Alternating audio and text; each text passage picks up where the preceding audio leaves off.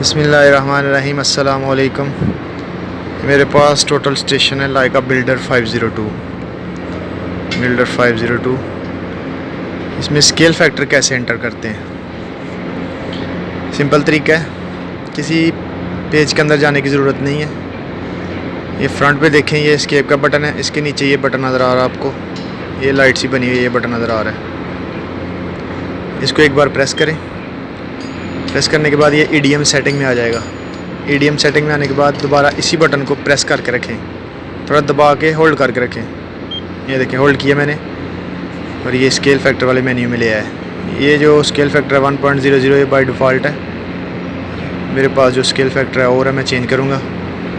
Scale ppm में डालूँगा और मेरा स्केल फैक्टर ऑटोमेटिक आ जाएगा। ये देखें, मेरा स्केल पीपीएम है -136 और ये सेकंड नंबर से ओके किया। ये देखिए मेरे पास स्केल फैक्टर जो है ये है 0.999864। ये जी सिंपल तरीका है। उसके बाद ओके कर दें, अगेन ओके और एस्केप। ये तरीका है स्केल फैक्टर चेंज करने का। चेक करें दोबारा चेंज हुआ या नहीं। दोबारा इसी बटन को प्रेस करें, एक बार ईडीएम सेटिंग में आए, दोबारा इसको होल्ड करके रखें। होल्ड किया, ये देखें, ये मेरा स्केल फैक्टर है। ओके, अल्लाह हाफिज़।